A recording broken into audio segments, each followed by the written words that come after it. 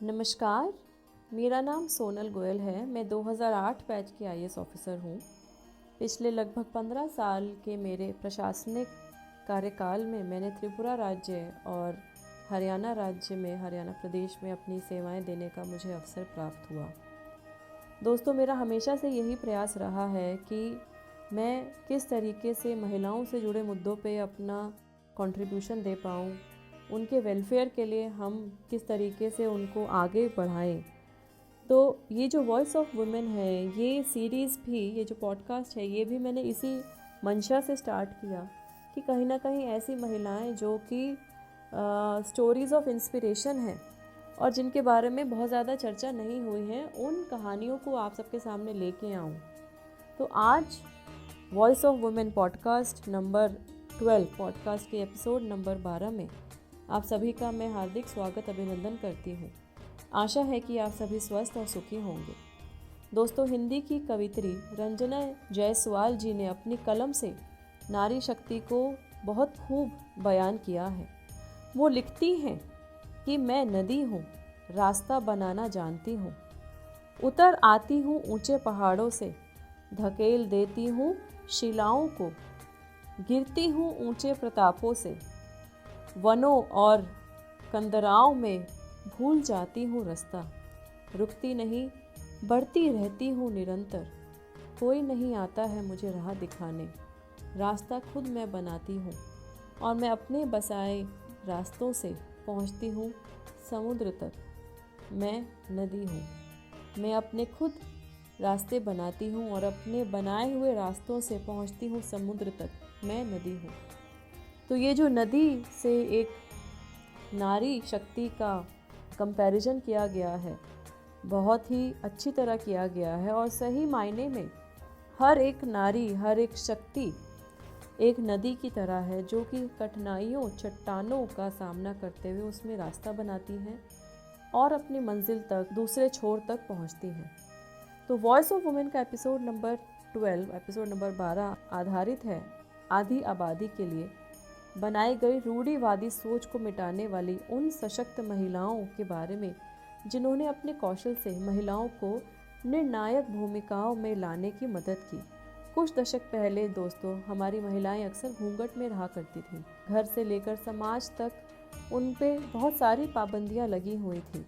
लेकिन अब कहानी बदल चुकी है, अब चेहरा बदल गया है और सिक्के के दोनों पहलू बराबर होते जा रहे हैं, जो कि बहुत ही अच्छी बात।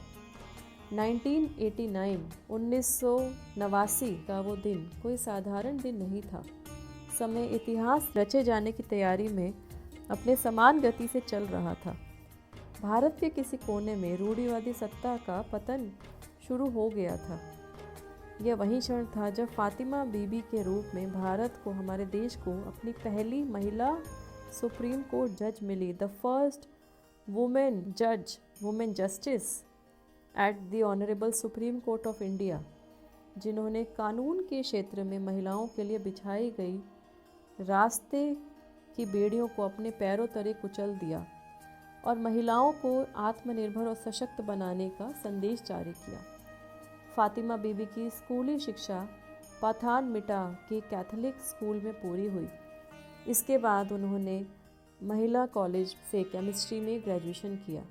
ये दोस्तों वो वक्त था जब हमारी लड़कियां शिक्षा से दूर रहा करती थीं, लेकिन ज़िद और कुछ कर गुजरने की जज्बा इनमें कूट कूट कर भरा था। ये केमिस्ट्री में मास्टर्स करना चाहती थी, लेकिन फातिमा बीबी की किस्मत में शायद कुछ और ही चुना गया था। उनके पिता त्रावणकोर राज्य की पहली महिला न्यायिक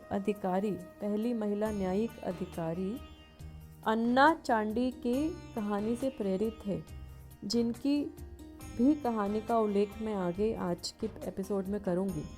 इसलिए उन्होंने अपनी बेटी फातिमा बीबी को लॉ करने के लिए कहा और फिर वही हुआ। उन्होंने त्रिवंतपुरम में एक सरकारी लॉ कॉलेज में कानून की पढ़ाई शुरू कर दी और एक के बाद एक उपलब्धियां हासिल करनी शुरू की। जब उन्हें लॉ स्टूडेंट के रूप में स्नातक की उपाधि हासिल की, तब उन्हें वकील बनने के लिए बार काउंसिल द्वारा आयोजित एक परीक्षा देनी थी, जिसे ना सिर्फ उन्होंने पास किया बल्कि उसमें उन्हें स्वर्ण पदक भी मिला, गोल्ड मेडल भी मिला, जो कि 1950 में 1950 में पहली बार बार काउंसिल के द्वारा किसी महिला को दिया गया। इतनी बड़ी उपलब्धि उन्होंने हासिल की केरला स्टेट में। इसके बाद उन्होंने कोल्लम डिस्ट्रिक्ट कोर्ट में जूनियर वकील के रूप में अपनी जगह बनाई और राह के कुछ कणकणों को दूर करते हुए 8 साल के बाद फातिमा बीबी ने तत्कालीन सरकार द्वारा आयोजित एक परीक्षा को पास किया और बतौर मुंसिफ जुडिशल सर्विस ज्वाइन की। जस्टिस फातिमा बीबी को 1983 में केरल हाई कोर्ट के न्यायाधीश के रूप में नियुक्त किया गया और फिर उनकी करियर का एपिटोम 1989 में सुप्रीम कोर्ट के जज के रूप में उन्हें पदोन्नत किया गया, उनको प्रमोट करके पोस्ट किया गया। और सेवानिवृत्त होने के बाद भी, रिटायरमेंट के बाद भी उन्होंने राष्ट्रीय मानव अधिकार आयोग, जो नेशनल ह्यूमन राइट्स कमीशन है, उसके सदस्य और तमिलनाडु के राज्यपाल के रूप में भी काम किया, तमिलनाडु की गवर्नर भी बनी। तो मैडम की ये जो उपलब्धियां हैं ये वाकई इतनी इंस्पायरिंग है कि उस समय में जब लड़कियों को ग्रेजुएशन तक करने में भी दिक्कत आती थी, उस टाइम में उन्होंने ना सिर्फ ग्रेजुएशन करी, उन्होंने लॉ की पढ़ाई करी और किस तरीके से उन्होंने जुडिशल सर्विस में अपनी एक नया मकाम हासिल किया और इंडिया की पहली women justice of honourable supreme court के रूप में वो अपॉइंट हुई। ऐसी कई उपलब्धियां हैं जब महिलाओं ने देश का नाम पूरी दुनिया में रोशन किया। और मैं दोस्तों अपने पॉडकास्ट के माध्यम से ऐसी ही प्रेरणादायी महिलाओं की कहानियाँ आप सच तक साझा करती हूँ, जिन्होंने शिक्षा के क्षेत्र से लेकर खेल के मैदान तक, देश की सुरक्षा की सरहदों से लेकर घर के आंगन तक और राजनीति के गलियारों से लेकर कानून की सबसे ऊपरी अदालतों में अपनी भूमिका निभाई है, महत्वपूर्ण भूमिका निभाई है और निभाती आ रही है। एक महत्वपूर्ण किस्सा और है साल 1928 का, 1928 का, हमारी देश जब आज़ाद हुआ उससे भी पहले का, जब त्रावणकोर राज्य में इस बात को लेकर बहस हो रही थी कि महिलाओं को सरकारी नौकरियों में आरक्षण मिलना चाहिए या नहीं। इस मुद्दे पर सबकी अपनी अलग अलग राय और दलीलें थी।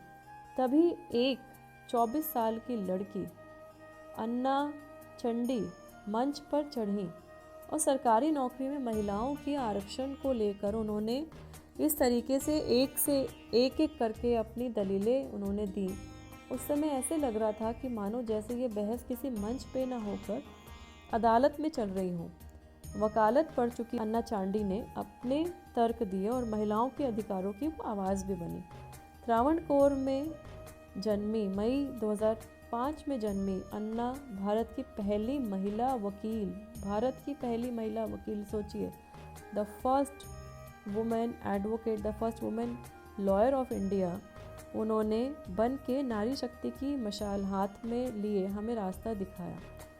अभी तक सिर्फ केरल में ही नहीं बल्कि पूरे भारत में ऐसा कारनामा करने में अंजाम नहीं दिया था जब अन्ना चांडी भारत की पहली महिला वकील बनी।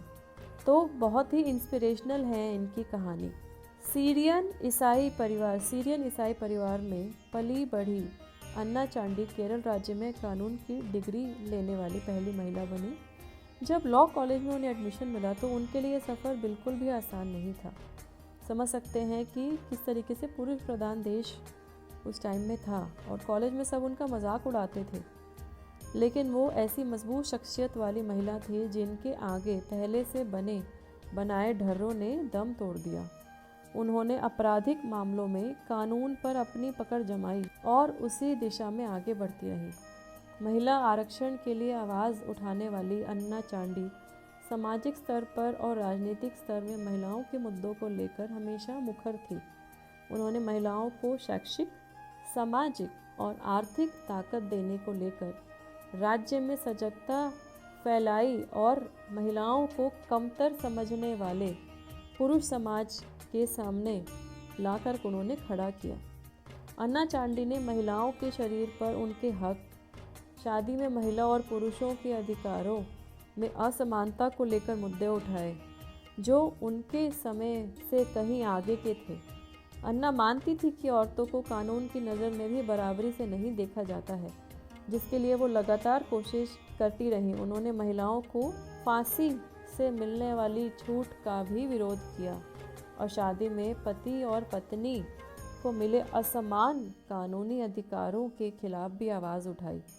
और इस तरीके के संवेदनशील मुद्दों को लेकर उन्होंने कई विरोध किए। अपनी अनोखी यात्रा में बढ़ते हुए 1948 में वो जिला जज, डिस्ट्रिक्ट जज और फिर 1949 में पहली महिला हाईकोर्ट जज बनी। केरला में 1959 में first women justice at the high court वो बनी। कहते हैं ना कि action speaks louder than words. जो अब अगली कहानी है वो इसी तरीके की है हमारी। 27 साल की सारा सनी के लिए जैसे ये कहावत ही बनाई गई है, जो अपने शब्दों से कुछ नहीं बोलती और ना ही वो सुन पाती हैं। और जब किसी के सपनों को पूरा करने की बात आती है तो इंसान अपने हर संभव कोशिश करता है जिससे वो पा सके, जिसके परिणाम स्वरूप उसकी महत्वाकांक्षाएं, उसकी आकांक्षाएं पूरी होती हैं। ये वो ऐतिहासिक दिन था जब सारा को सारे देश ने सलाम दिया, उनके हौसलों को सारे देश ने सराहा। सारा भारत की मुख बधिर महिला है जिन्होंने सुप्रीम कोर्ट में साइन लैंग्वेज की मदद से एक फैसले की सुनवाई की। आप सोचिए, एक ऐसी मुख बधिर महिला जिन्होंने सुप्रीम कोर्ट में साइन लैंग्वेज की मदद से एक फैसले की सुनवाई करी। केरल के कोटायम में रहने वाली सारा पेशे से वकील हैं जो बेंगलोर में रहती हैं। वह प्रैक्टिस वकील और ह्यूमन राइट्स लॉ नेटवर्क की सक्रिय सदस्य भी हैं। सारा ने स्वयं को कभी भी कमज़ोर नहीं माना। उन्होंने समान शिक्षा देने वाले स्कूल से ही पढ़ाई की। सारा के परिवार ने उनका हर मोड़ पर साथ दिया और उनका हर सपना पूरा करने के लिए एक मजबूत चट्टान की तरह उनके साथ खड़े रहे। सारा बचपन से ही सुन और बोल नहीं सकती थी, लेकिन उनके हौसले और हिम्मत ने उन्हें कभी हार मानने नहीं दी। सारा ने बेंगलोर के Saint Joseph College of Law से LLB की पढ़ाई की और अपने सीनियर्स की देखरेख में सुप्रीम कोर्ट में प्रैक्टिस कर रही हैं। इससे पहले वो BCom भी कर चुकी हैं। लॉ डिग्री लेने के बाद सारा ने कर्नाटक में एक जिला अदालत से अपना करियर की शुरुआत की। उस समय जजों ने उन्हें ट्रांसलेटर उपलब्ध कराने की अनुमति नहीं दी। तब सनी लिखकर सारा ने अदालत में बहस करनी शुरू की। भारत सरकार ने बेटियों की उन्नति और प्रगति को बल देने के लिए लगातार प्रयास किए हैं और इसी का नतीजा था कि सारा को पहली बार ट्रांसलेटर के साथ सुनवाई करने का मौका दिया गया। बेटियों की शिक्षा और विकास हमारे देश का विकास है। जब बेटियां पढ़ेंगी तभी तो आगे बढ़ेंगी बेटियां। आइए महिला विकास के इस नेतृत्व को हम और आगे प्रयासरत करते रहें। हमारे देश की महिलाएं अब किसी भी फील्ड में पुरुषों से पीछे नहीं हैं। मशहूर कवि और गीतकार पद्मश्री गोपाल दास नीरज जी की एक गज़ल के इस शेर से मैं आप सभी से विदा लूँगी। और ये शेर इस तरीके से है कि है बहुत अंधियारा अब सूरज निकलना चाहिए, है बहुत अंधियारा अब सूरज निकलना चाहिए। जिस तरह भी हो ये मौसम बदलना चाहिए, ये मौसम बदलना चाहिए। है बहुत अंधियारा अब सूरज निकलना चाहिए, जिस तरह भी हो ये मौसम बदलना चाहिए। उम्मीद है दोस्तों आपको ये ऐसी प्रेरणादायक कहानियाँ जो कि फातिमा बीबी या फिर अन्ना चांडी या हमारे जो लास्ट कहानी आज मैंने पॉडकास्ट में शेयर की सारा सनी, इन सभी की कहानियाँ आपको प्रेरणा देती रहेंगी और आप सभी को कुछ ना कुछ सीखने के लिए प्रेरित करती रहेंगी। यदि आप मेरे voice of women podcast episode में अपनी प्रतिक्रियाएं साझा करें तो मुझे बहुत खुशी होगी। आपके सुझाव अपने कमेंट के द्वारा आप ज़रूर साझा करें और वॉइस ऑफ वुमेन पॉडकास्ट को ज़्यादा से ज़्यादा लोगों तक शेयर करें ताकि हम ऐसी इंस्पिरेशनल स्टोरीज़ को और समाज में और महिलाओं तक और पुरुषों तक पहुंचाएं। आप सभी पॉडकास्ट से जुड़े आप सभी का बहुत बहुत धन्यवाद। सब लोग स्वस्थ रहिए, खुश रहिए, अपना ध्यान रखिए। और सर्दियां आ रही हैं, सर्दियों के मौसम में हमारी इम्यूनिटी बहुत इम्पॉर्टेंट है। हम अपनी इम्यूनिटी कैसे बढ़ाएं, हम अपनी फ़िज़िकल और मेंटल हेल्थ का कैसे ध्यान रखें, उस पर भी काम करें, उस पे भी अपने प्रयास दें। आप सभी का बहुत बहुत धन्यवाद। जय हिंद, जय भारत।